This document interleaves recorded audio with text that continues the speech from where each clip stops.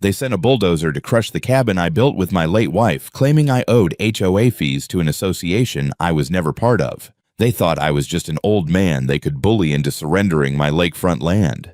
What they didn't know was that my children don't just visit me on weekends, they're federal agents. And when Karen Holt and her crooked HOA declared war on me, they had no idea they'd picked a fight with an entire family trained to bring criminals down. The lake has always been my sanctuary. At 68, the mornings by the water were my church, my place of peace after a lifetime of hard work. That day started like any other. The mist rolled across the surface like a silver veil, curling around the dock I'd repaired with my own hands last summer. My coffee steamed in the cool air, bitter but strong, the way I liked it. I leaned on the wooden railing, listening to the gentle lap of waves against the pilings, feeling the old wood creak under my slippers. This cabin wasn't just a house. It was my life's work, the dream my late wife, Eliza, and I had poured every ounce of sweat and love into. 30 years of birthdays, anniversaries, Christmas mornings, all soaked into the grain of those walls. I was halfway through that first cup when something broke the serenity. A flash of color, bright orange, glaring against the weathered wood of the boathouse door at the end of the dock. My stomach tightened. It didn't belong there. I walked down slowly, the mist parting around my legs, each step heavier than the last. The paper wasn't taped, wasn't gently placed. It was nailed. A thick iron spike driven deep into the siding Eliza and I had painted ourselves more than a decade ago. That single nail felt like an insult, a violation. I yanked it free, wincing at the small splintered hole left behind. The paper fluttered in my hand, official looking, stamped with bold black letters across the top Lakeshore Grove Homeowners Association. My eyes narrowed. I wasn't a member of any Lakeshore Grove HOA. My property sat half a mile outside their neatly trimmed subdivision, a fact carved into the county plat map itself. My grandfather bought this land in the 1960s, clean, free, uncontested, and I had the deed locked in my cabinet. Still, the words on that notice made my chest go cold. Final notice unpaid, HOA dues. Demolition scheduled. I read it twice. Then a third time, thinking maybe I'd missed some detail, some explanation. The figure scrawled beneath $11,740.26 was so oddly specific, it looked legitimate. Listed beneath were violations: non-compliant dock maintenance, unapproved siding color, unauthorized structures. They were describing my dock, the one I'd replanked last year, and my cabin, built with Eliza's hands and mine. But the line at the bottom drove a spike straight into me. Deadline 3 days, or demolition will proceed. I stood frozen, paper trembling slightly in my grip. My first thought wasn't rage. It was confusion. How could this be possible? HOAs didn't just extend boundaries like kingdoms in the Middle Ages. This had to be an error, a clerical mistake. Someone must have ticked the wrong box, entered the wrong lot number. That had to be it. Inside, I set the coffee down, untouched now, and reached for the phone number listed at the bottom of the page. My hands were steady, though a strange heaviness pressed on my chest. The line rang twice before a syrupy voice answered. "Lakeshore Grove, this is Karen. How can I help you today?" Her tone was honey-sweet, almost rehearsed. I introduced myself, explained what I had found nailed to my boathouse, careful to keep my voice calm. "Ma'am, I believe there's been a mix-up. My land isn't under your association. Always has been separate. The county plat map proves it." There was a pause, then a little tutting sound, like a teacher disappointed in a lazy student. "Oh, Mr. Colton," she cooed. "I see your file right here. It looks like you're a bit behind on your dues." I stiffened. There are no dues. I've never been part of Lakeshore Grove. Check the county records. A soft sigh. Our records show your parcel was annexed 6 weeks ago following a community vote. I'm sure you received the paperwork. Maybe it got lost in the shuffle. The way she said annexed and community vote sent an uncomfortable ripple through me. But she went on, lowering her voice like a soothing nurse. "Don't worry. I'll flag it as a possible clerical issue. These things happen. We'll have it all sorted before any demolition is scheduled." Her words were smooth, practiced, meant to reassure, but they rang hollow. Something about her tone felt oily, as if she were reciting a script she'd spoken to others before. Still, I thanked her, told myself she would fix it, told myself the system worked. Mistakes get corrected. That's how it's supposed to be. But the next morning, peace was shattered. The sun was harsh and golden, burning off the mist. I was just grinding my beans when a deep rumble shook the ground beneath my kitchen. Not the rattle of an old pickup, something heavier. I stepped to the window. There it was. A flatbed truck idling at the end of my driveway, and chained to it, a yellow backhoe, hydraulic arm folded like an insect waiting to strike. A man in a reflective vest and hard hat climbed down, clipboard in hand, burly, unsmiling, his face lined from years in the sun. I met him on the porch, my heart pounding, though I forced my voice calm. "Can I help you?" He grunted, didn't meet my eye, just tapped the clipboard. "Colton, we've got a work order to tear down the boathouse. If the site ain't cleared, we start on the main cabin." For a moment, I could only stare. The words crashed through me like thunder. "There's been a mistake. I called yesterday. The secretary said she'd fix it." The man finally looked at me, his eyes tired, uninterested. "Mister, I don't know about that. I just follow orders. You got 12 grand for a certified check. Otherwise," he jerked a thumb toward the machine. "That thing starts easy." The diesel fumes coiled up between us, heavy and nauseating. My throat went dry. It was real. The woman's sugary promises had been a lie. And now a 10-ton machine sat in my driveway, ready to reduce 30 years of memories to rubble. I nodded slowly, masking the tremor in my hands. "All right, give me a moment. Let me make a phone call." I retreated inside, closed the door, and slid the deadbolt. The sharp click echoed in my ears like the cocking of a gun. I leaned against the door, chest heaving. I wasn't just dealing with a mistake. This was deliberate, coordinated. They weren't just after money. They wanted my land. And for the first time in decades, I felt truly hunted. I stood in my kitchen, staring at the orange notice spread across the counter like it was a death warrant. The steady hum of the backhoe's engine outside was a reminder that this wasn't some nightmare I'd wake up from. I needed help, real help. My first instinct was to call the sheriff, but a voice in my head told me not yet. If this was some kind of scam, I'd need more than a deputy showing up and shrugging his shoulders. So I picked up the phone again, scrolling through my contacts until I hit the one number I knew would bring clarity, my daughter's. Dana wasn't just my little girl anymore. She was Special Agent Dana Colton, Federal Bureau of Investigation. She answered on the first ring. "Dad, everything okay?" My voice cracked despite my effort to steady it. I told her about the notice, about Karen Holt on the phone with her syrupy lies, and now the demolition truck parked 20 feet from my porch. There was silence for a beat. Then her tone shifted, no longer daughter, but agent. Crisp, controlled. "Listen carefully. Don't go back outside. Don't argue. Document everything. Go to each window and take pictures: truck, backhoe, license plates, the foreman if you can. Then grab your deed, last property tax bill, and the survey you had done when you built the boathouse. Photograph every page. Send them to me. Then go straight to the county clerk's office and get a certified plat map. Don't just look at it. Get the stamp. That's your shield, oi. Do you understand? I did. I might have been a retired electrician, but I knew how to follow instructions. Yes. Good. Do it now. I'll call you soon." The line clicked dead. For the first time that morning, my fear began to harden into something else: focus.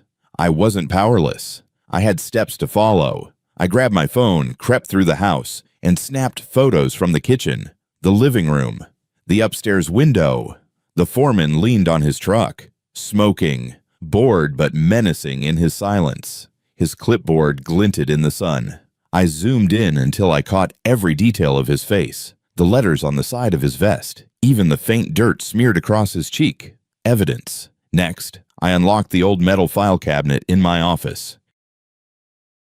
Inside, carefully filed in a folder labeled Property, was everything that mattered: my grandfather's original deed, from 1965, the updated title in my name, The blueprints Eliza and I drew up when we built the cabin, and the county surveyor's map marking every inch of boundary. All of it was proof. All of it was mine. I laid them out on the table and snapped picture after picture, making sure the date stamp burned onto every image. When I was done, I slid the papers back into their folder, tucked it under my arm, and stepped into my truck.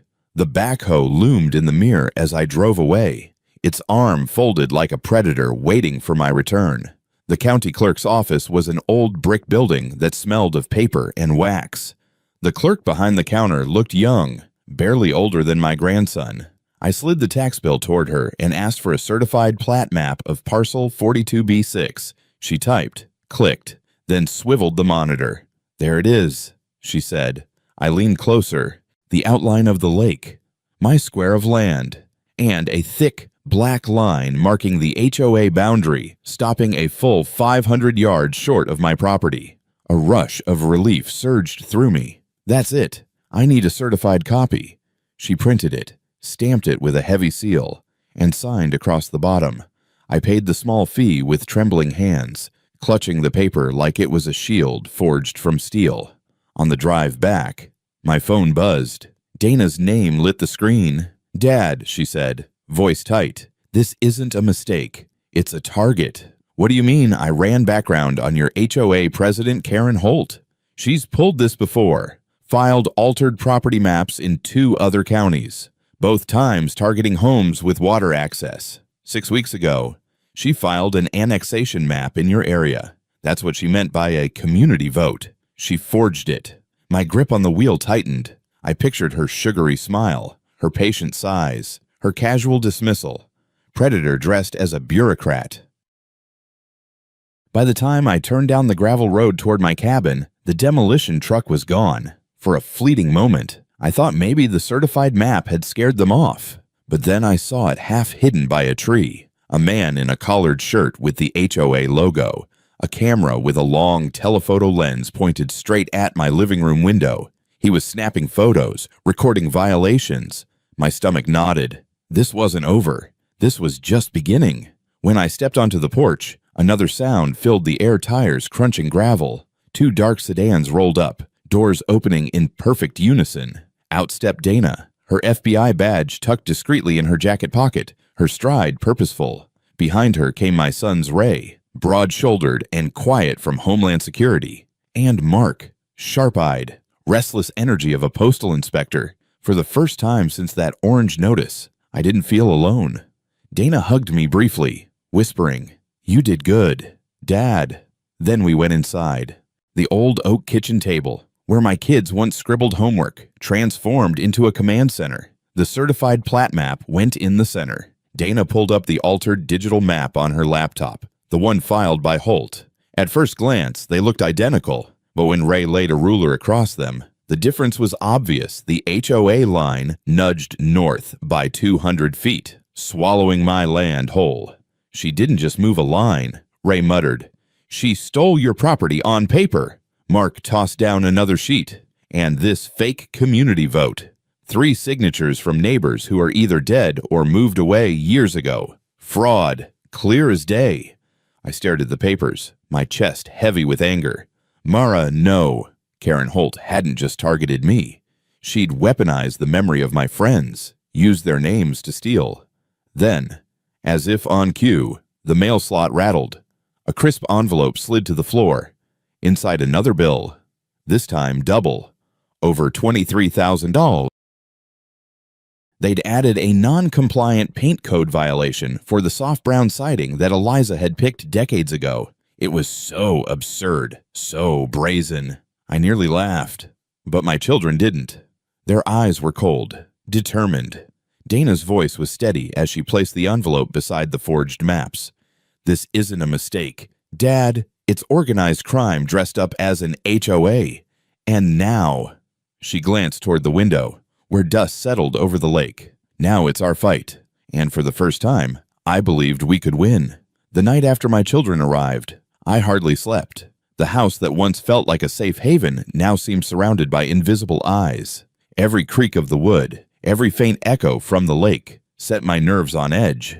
But in the morning, I realized I wasn't the same man who had found that orange notice 2 days before. Fear was being slowly replaced by resolve. I had my family, and they weren't just here to visit, they were here to fight. By dawn, the kitchen table looked like something out of a police drama. Maps pinned against a corkboard, printouts scattered across the oak surface, my grandfather's deed resting like a holy text in the center. Dana had her laptop open, tabs of legal codes and county ordinances filling the screen. Ray moved silently from window to window, scanning the tree line as though expecting snipers. Mark, restless as ever, paced the floor with his phone pressed to his ear, following up on contacts and leads. When I poured coffee into the old ceramic mugs, I couldn't help but chuckle. Never thought I'd see the day my cabin turned into a federal operations hub. Ray gave a small grin but kept his eyes fixed on the tree line. You'd be surprised how often crime looks like this. Dad, quiet places, people abusing power because they think nobody will notice. That was when the rumble of another engine broke through. We froze. I peeked through the curtains and felt my jaw clench. A massive dumpster, the kind construction crews use to clear whole buildings, was being dropped right across my driveway. The truck roared, then pulled away, leaving behind the metal box like a blockade. Spray painted across its side in crude white letters, property of Lakeshore Grove HOA. Debris removal.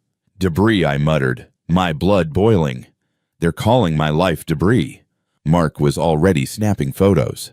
He crouched low, capturing the serial numbers, the positioning, the timestamp on his phone glowing in the corner of each shot. Dana typed furiously, her voice calm and precise. This isn't just intimidation.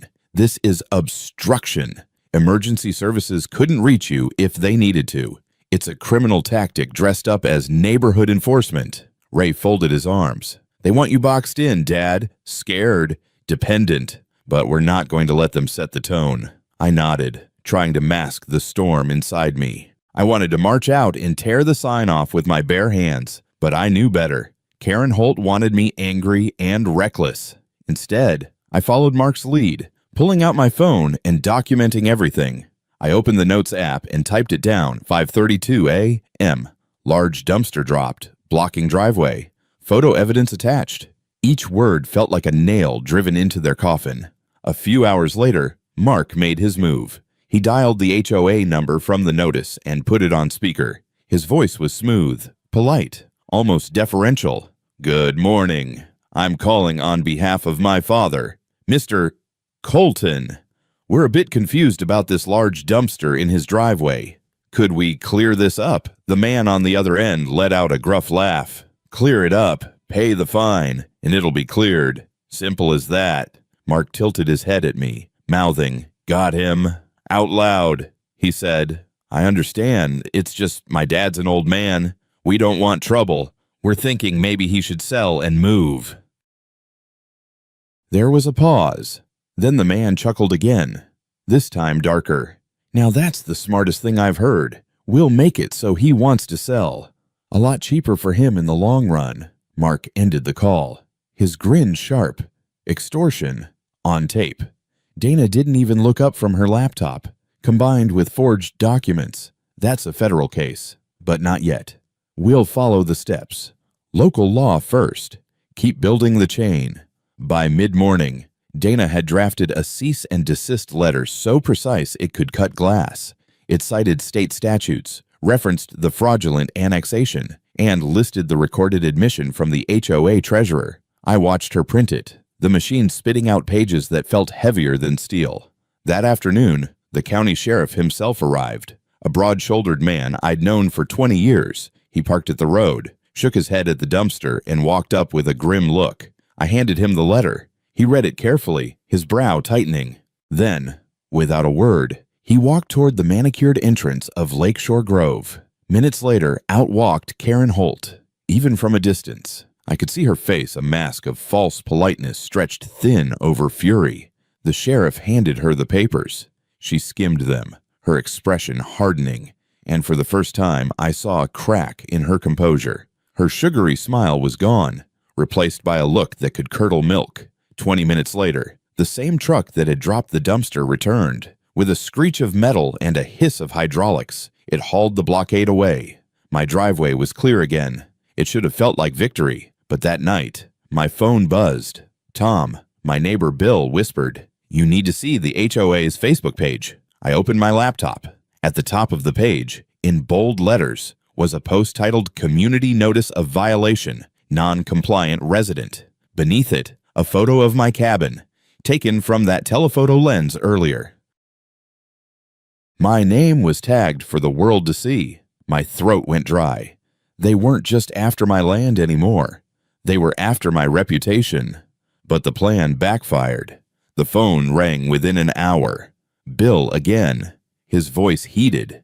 "They fined me $500 last month for a garden gnome. Said it didn't match the natural aesthetic. I thought I was alone. Then Cheryl called. They wrote me up because my welcome mat was half an inch too wide. I didn't say anything before, but seeing what they're doing to you..." Her voice cracked with anger. "We've had enough." Dana leaned back in her chair, a cold smile tugging at her lips. They thought shame would isolate you. Instead, they just gave us allies.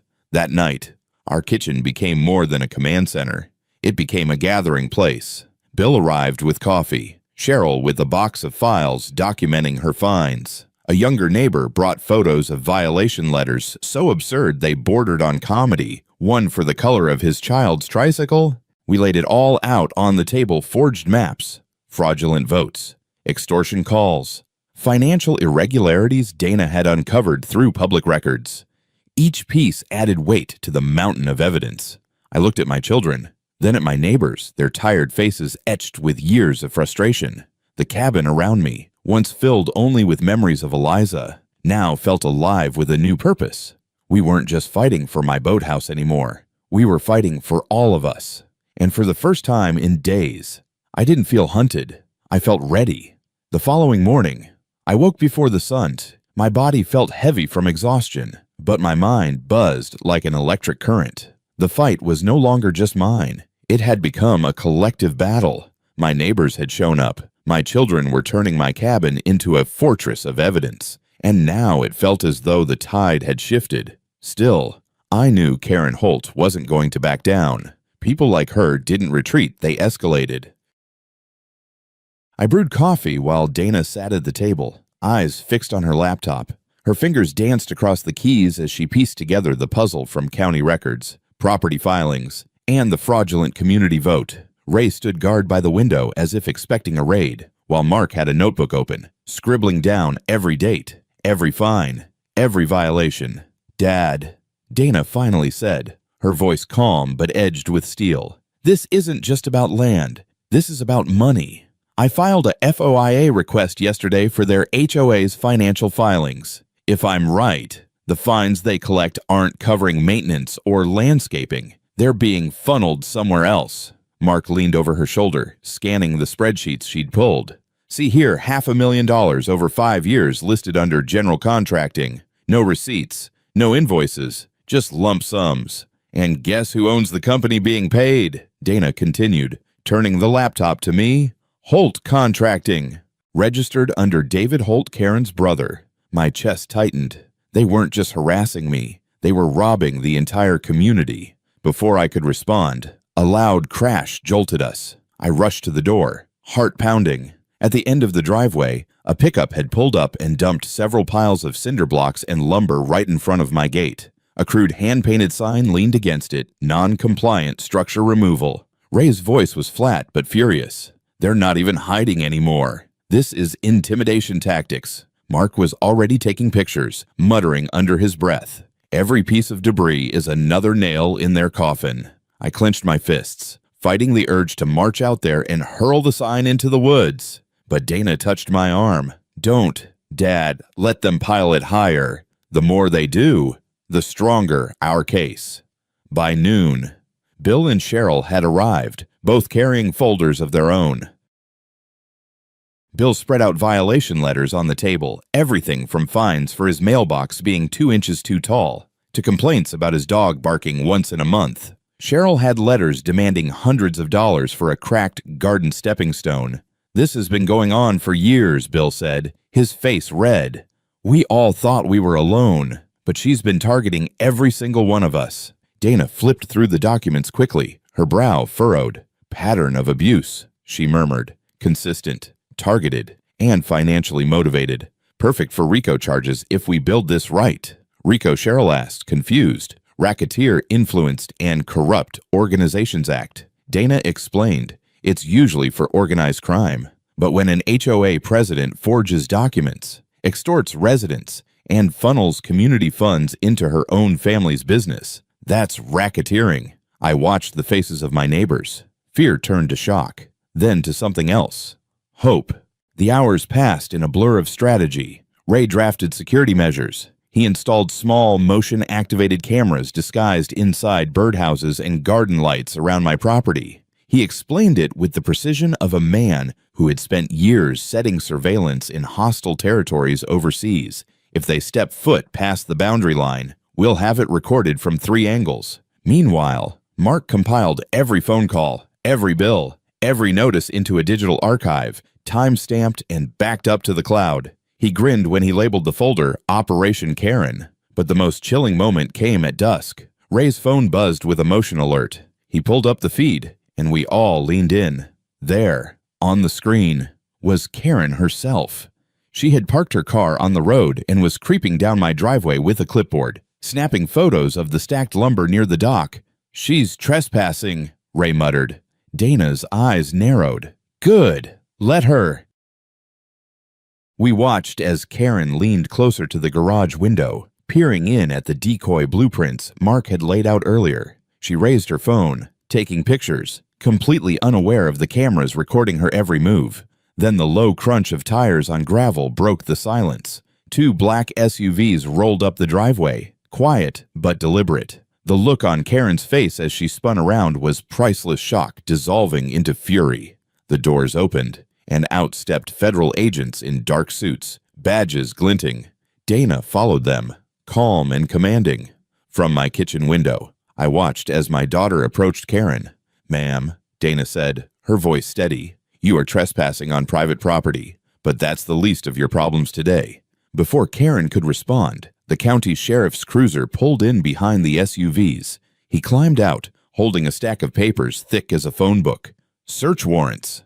Karen's mouth dropped open as deputies marched past her, heading straight for her HOA office and home across the street. The illusion of power drained from her face like water from a cracked glass. For the first time since this nightmare began, I saw it the beginning of the end. But Dana wasn't done. She pulled a leather folder from her jacket, flipped it open, and held it steady for Karen to see. Her voice was no longer that of my daughter, but the voice of the United States government. Karen Holt, you are under investigation for conspiracy, wire fraud, and extortion.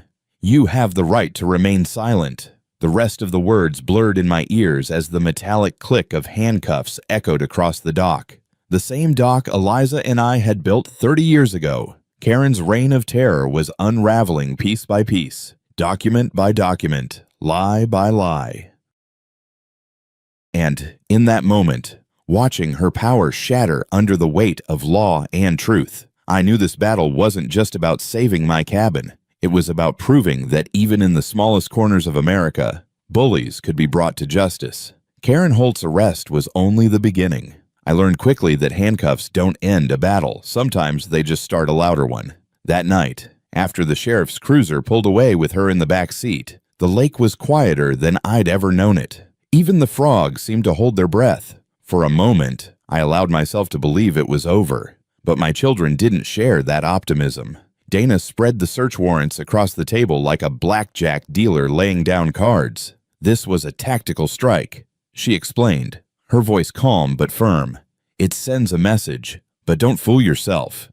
Karen has allies, people on the board, contractors on her payroll, maybe even someone at the clerk's office who looked the other way. This won't unravel in one night. Ray leaned back, arms crossed, eyes still scanning the windows. Bullies like her don't crumble instantly. They lash out first. We need to be ready. Mark smirked, tapping his notebook. Good news is we've got her on trespassing, extortion, and fraud. And better news, she's sloppy. Her paper trail looks like it was written by a drunk raccoon. I laughed, though the sound felt hollow in my chest. You kids talk like this is a war. Dana's eyes met mine. Because it is. Dad.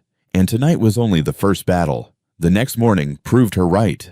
At sunrise, the lake shimmered under a pale mist, beautiful as ever, but ugliness was waiting at my doorstep. A fresh notice had been nailed to the boathouse, this time in bold red letters, immediate property seizure pending. No signatures, no official seals, just a piece of paper dripping with arrogance. I ripped it down, my hands shaking. She's in jail. How the hell her lieutenants? Dana interrupted, snatching the notice and bagging it in plastic. She's not the only one pulling strings. Mark leaned over my shoulder, squinting at the sloppy formatting. Look at this. No letterhead spacing, no county reference, not even a case number. This is amateur hour, which means they're desperate. But desperate people are dangerous. By noon, the harassment escalated. An unmarked van parked across the road, its tinted windows facing my cabin. Ray identified it instantly. Surveillance. Probably one of Holt's people trying to intimidate us. Or worse, document fake violations to submit later. Instead of confronting them, we countered quietly. Ray adjusted the birdhouse camera to capture the van's plates, while Mark dialed a friend in the Postal Inspection Service to run background checks. Dana filed an emergency report to the sheriff's office, attaching timestamps and footage. The van left within the hour, another small victory. But it didn't stop the tide. By evening, my phone buzzed non-stop with neighbors calling. Bill said he received a letter claiming he owed $3,000 for excessive lawn growth. Cheryl reported that a man had knocked on her door, clipboard in hand, insisting her front porch light violated community lighting harmony. It was absurd, laughable even, but there was nothing funny in their voices. They were scared. That was when I realized Karen's arrest hadn't scared her allies. It had emboldened them. They thought cutting off the head of the snake would make the body scatter, but this snake had many heads. We decided it was time to shift strategy. Instead of only reacting, we'd go on the offensive. That night, my cabin filled again with neighbors Bill, Cheryl, the young father with the tricycle violation, and even two new faces, older folks who had stayed quiet until now. They brought their own files, violation letters, and receipts. One by one, they laid them on the table. What emerged was horrifying, a clear, deliberate pattern of harassment stretching back over a decade. Hundreds of thousands of dollars in fines for things as trivial as mismatched shutters, chipped paint on mailboxes, or lawn chairs not aligned with community aesthetics. Each case bore Karen Holt's signature or that of her treasurer, Greg Parsons. Dana stacked the documents into neat piles. This is racketeering, she said flatly. Systematic extortion. They're not running a homeowners association. They're running a crime syndicate with clipboards. Ray added, we can't just sit here waiting for them to strike again. We have to set the trap wider. The plan was bold but simple. Expose the rot to the entire community, not just our circle. Mark designed flyers with clear language, know your rights. HOA boundaries. Fraudulent violations exposed. We included contact information, a short breakdown of how property records proved Holt's fraud, and a hotline number Mark set up with a secure voicemail box for residents to leave complaints. The next morning, we distributed them quietly, slipping them into mailboxes and pinning them to community boards at the gas station, the diner, and even the church. By afternoon, the calls started pouring in. Some were hesitant, whispers of fear. They fined me $200 because my wind chimes were too loud. Others were angry shouts. She made me repaint my whole house twice. Thousands of dollars wasted. Each story was logged, time-stamped, and added to the growing mountain of evidence. But the most shocking call came that evening. A man's voice, low and shaky, identified himself as a former board member. He claimed Karen had threatened to ruin his life if he exposed the financial irregularities. He confessed that he'd resigned quietly out of fear, but still kept copies of old ledgers that proved money had been siphoned from HOA accounts into Holt Contracting. Dana's eyes lit up like a hunter spotting prey. That's the smoking gun. We arranged to meet him at a diner 2 towns over. Ray insisted on scouting the parking lot first, checking every vehicle, every corner. his instincts honed from years of security work. Inside, the man slid a worn leather briefcase across the booth. "Everything's in here," he whispered. "Invoices, payment stubs, meeting minutes she buried. If you're really going after her, this will burn her to the ground." Back at the cabin, we laid the papers out under the warm kitchen light. Each line item was a nail in Karen's coffin, inflated maintenance costs, payments to her brother's company for repairs that never happened, and even checks written to cash with her initials scribbled in the memo line. Mark whistled low. "It's like she wanted to get caught." Dana shook her head. "No, she just never thought anyone would fight back. We spent hours scanning, photographing, and cross-referencing. The once chaotic pile of evidence became a case file thicker than any HOA handbook. I watched my children work, relentless and focused, and I felt something shift inside me. When this began, I was just a tired old man who wanted peace by the lake. Now, with my family and neighbors beside me, I felt like the tip of a spear aimed straight at injustice. That night, as I stepped onto the dock, the mist curling around my ankles, I thought of Eliza. She would have hated the fight, hated the conflict, but she would have loved the unity it had sparked. For the first time since she passed, I felt her presence not in sorrow, but in strength. I whispered to the still water, "We're going to win this, Eliza, for us, for everyone." And the lake, quiet and endless, seemed to whisper back, "Keep fighting." The following week unfolded like a storm brewing over still waters. Outwardly, Lakeshore Grove looked as pristine as always trimmed hedges, manicured lawns, the kind of place real estate brochures love to photograph. But beneath the surface, tension crackled like static before a lightning strike. Karen Holt might have been in custody, but her web of loyalists was still tugging at strings, determined to prove that fear was stronger than truth. I learned that lesson on Monday morning. A loud banging rattled my front door before the sun was fully up.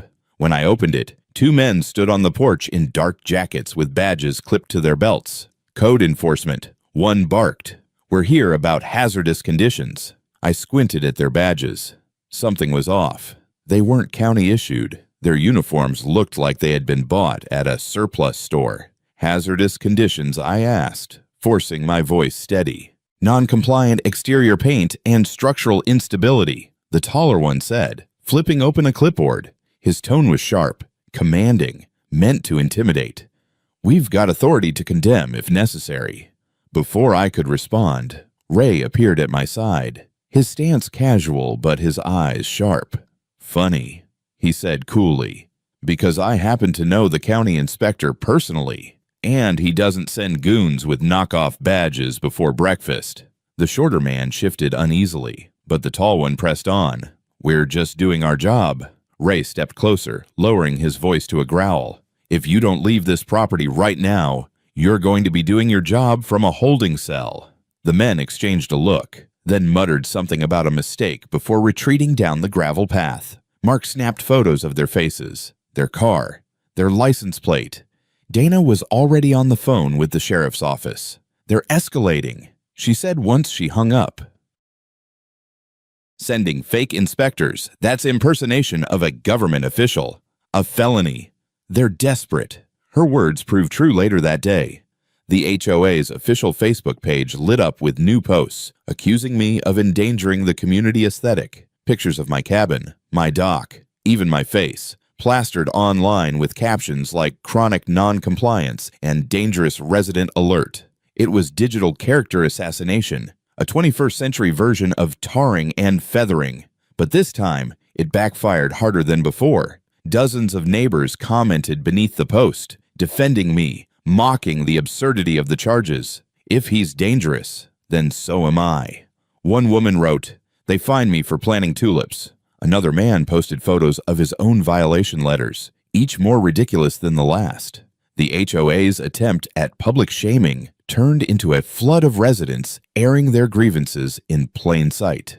That evening, my cabin became more crowded than ever. Bill brought his teenage son, who had been fined for hanging a basketball hoop. Cheryl arrived with her sister, clutching a file of violations dating back 10 years. By the time the coffee pot was empty, a dozen neighbors filled the room, their anger simmering into unity. Dana stood at the head of the table, her voice commanding. We have the evidence. We have the witnesses. Now it's time to formalize this. Tomorrow, we file a collective complaint with the state attorney general. We're not just defending Dad's property, we're demanding the dissolution of this corrupt HOA. The room buzzed with determination. I looked around at the tired faces of people who had spent years under Karen's thumb.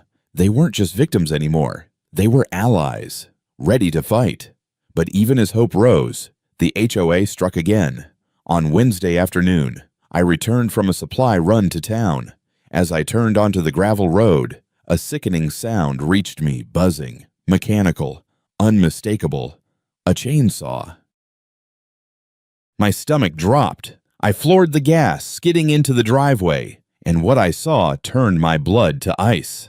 The boathouse Eliza and I had built with our own hands was reduced to a splintered pile of wood. Sawdust floated in the air like snow. The roof was gone, the walls torn down, beams tossed carelessly into the lake. Standing amid the wreckage was the foreman I'd seen before Ted, his reflective vest catching the afternoon sun.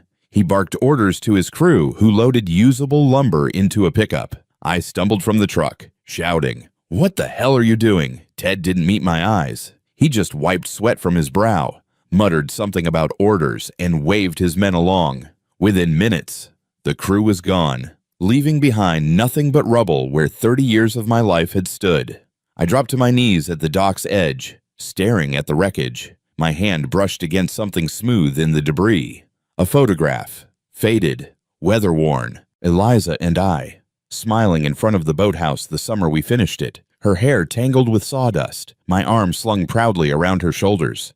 Seeing her face against the backdrop of ruin broke something inside me. I stayed there until dusk, silent tears mixing with the smell of raw-cut cedar. For the first time since this ordeal began, I felt utterly defeated. They hadn't just destroyed a building, they had stolen a memory, ripped away a piece of my soul. When Dana and the boys found me, they didn't offer hollow comfort. They just stood with me in silence, their presence a shield against the crushing emptiness. Finally, Ray spoke, his voice like gravel grinding in steel. That's it. No more defense. No more waiting.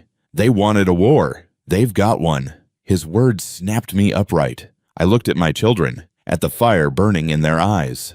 The grief inside me slowly hardened into something sharper, resolve. That night, the kitchen table wasn't for evidence. It was for strategy. Ray laid out a tactical plan with military precision. Karen's people think they broke you. That's their weakness. Tomorrow, you'll make it look like you're rebuilding stack lumber on the dock. Leave blueprints in plain sight. They'll come snooping, and when they do, we'll have them on tape. Dana nodded. We've already got them for fraud and extortion. Trespassing will tie the knot. With the surveillance we've set up, the case will be airtight. Mark grinned, holding up a stack of decoy plans he'd sketched. Let's bait the trap. As I watched my children work, each one drawing from their unique skills, weaving law, surveillance, and strategy into a net, I realized something profound. The HOA had tried to isolate me, to make me feel powerless. Instead, they had forged a family stronger than any rulebook or bylaw. I glanced once more at the photo of Eliza, now tucked safely into my shirt pocket. We'll rebuild. Love, I whispered. But first, we'll make them pay. The war wasn't over. It had just entered its final act. The following morning, I rose before the sun, not out of habit, but because my nerves refused to let me rest. The air outside was heavy with dew, and the lake shimmered faintly under the first hints of dawn. But instead of peace, I felt only a gnawing anticipation. Today we were baiting the trap. Ray was already outside, stacking the fresh lumber we'd picked up from the hardware store. He placed it neatly along the dock, arranging it so that it looked like the start of a construction project. From a distance, it would seem like I was rebuilding the boathouse.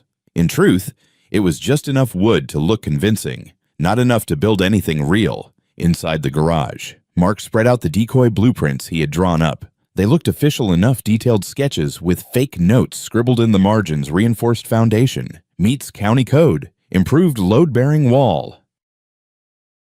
He pinned them to the workbench directly in front of the window, knowing anyone snooping would be tempted to snap photos. Meanwhile, Dana oversaw Ray as he set up the surveillance network. Small, motion-activated cameras, no larger than golf balls, hidden in places only professionals would think to check. One inside a birdhouse with a perfect angle on the dock. Another beneath the eaves of the garage, capturing the blueprints. A third tucked into the thick hedge that bordered the property line. And a fourth, the widest angle, stationed inside the cabin looking out the back window, giving us a complete view of the yard. They won't even know they're on camera, Ray muttered, dusting off his hands as he finished hiding the last one.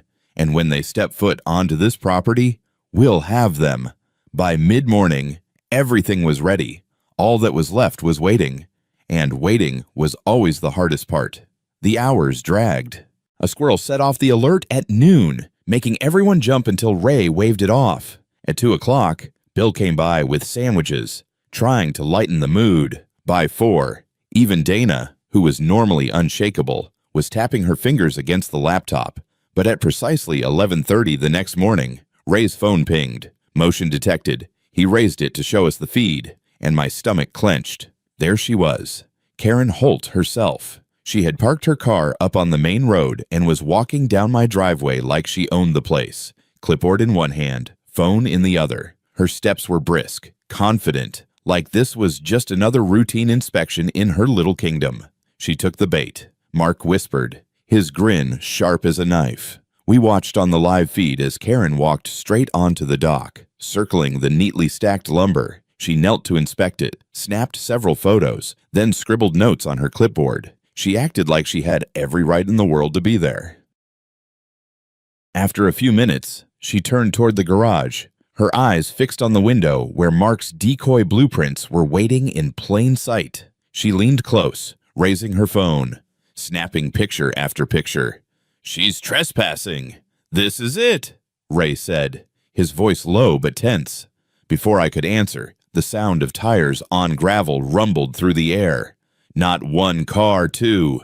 We all rushed to the window just as 2 black SUVs rolled silently down my driveway, their movements precise, coordinated. They stopped side by side, completely blocking Karen's exit. Her head snapped around, confusion flickering across her face before curdling into alarm.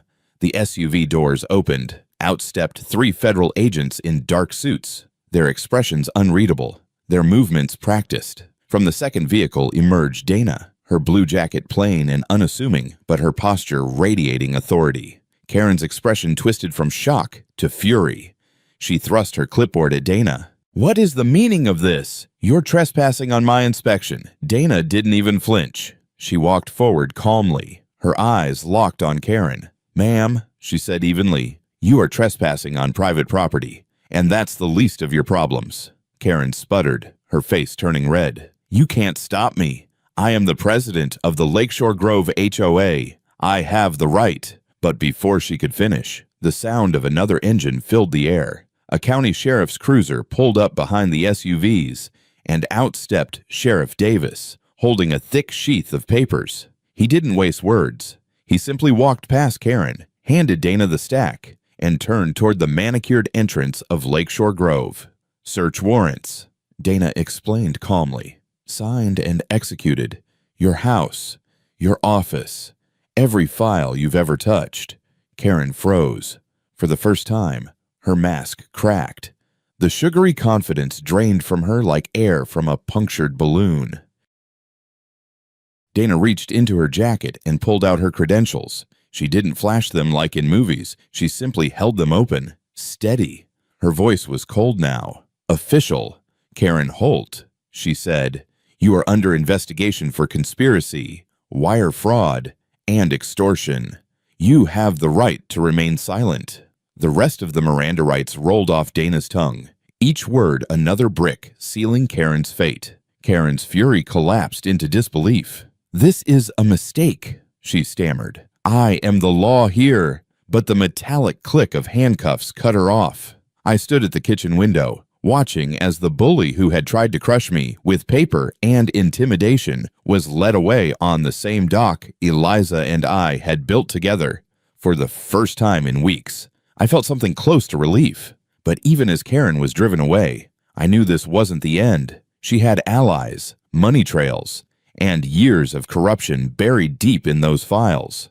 What we had done today was light the fuse. The explosion was still coming. That night, as neighbors gathered again in my cabin, there was a new energy in the air. Not fear, not despair, determination. We've cut off the head of the snake, Donna told them, but the body is still thrashing. This will get uglier before it's over. Be prepared. Bill clenched his fists. Cheryl nodded fiercely. Even the quiet young father with the tricycle violation spoke up. We're ready. No more hiding.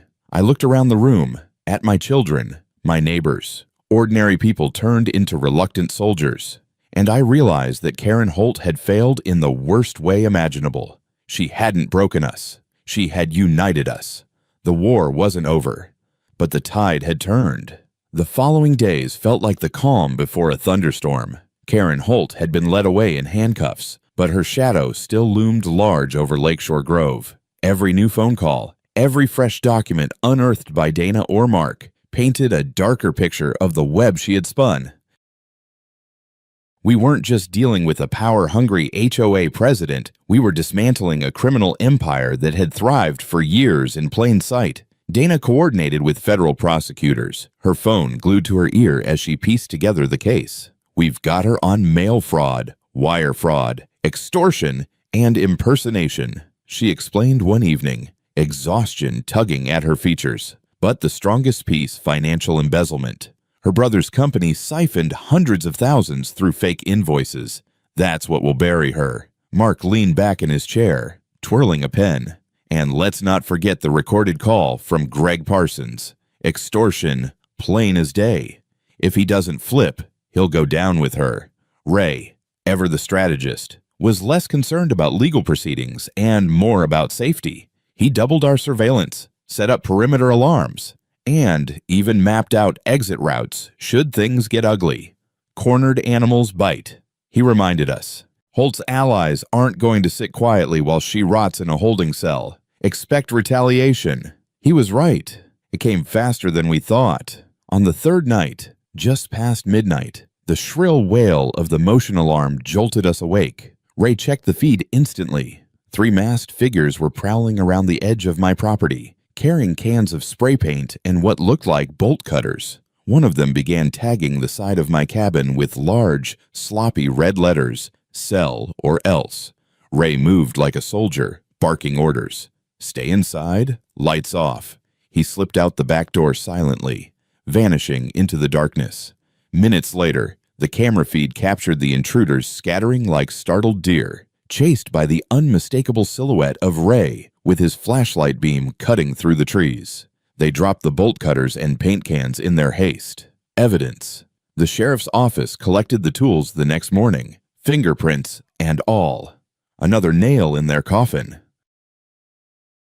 But perhaps the most damning blow came not from intimidation, but from paper. Dana received a trove of HOA financial records through her FOIA request. Spread across our table, the spreadsheets revealed everything: inflated landscaping costs, phantom road repairs, and regular payments to Holt contracting for projects that never existed. It was theft disguised as community upkeep, and the numbers didn't lie. $500,000, Dana said quietly, tapping a column of figures. That's how much she stole from the people who trusted her. Money meant for snow removal, playgrounds, community centers, all funneled into her brother's pockets. Bill slammed his fist against the table. I knew it. She fined me $300 for having a plastic flamingo in my yard, and all that money went straight to her family. She's a crook. Cheryl wiped at her eyes, furious. All those years I thought it was my fault, that I wasn't in compliance.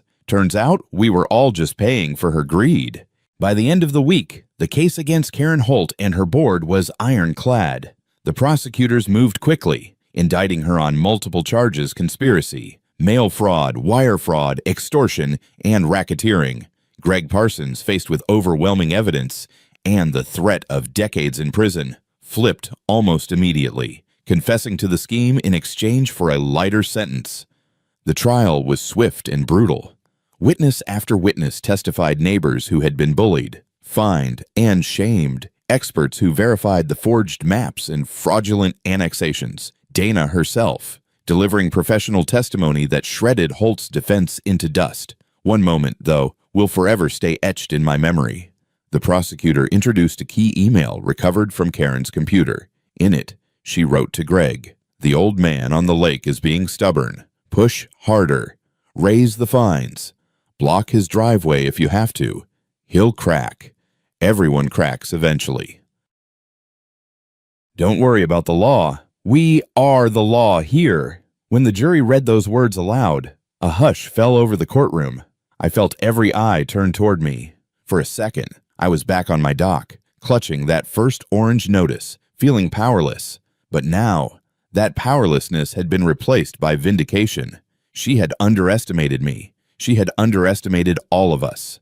The verdict came quickly guilty on all counts. The judge, a stern woman with little patience for bullies, handed down a sentence that silenced even the most hardened cynics.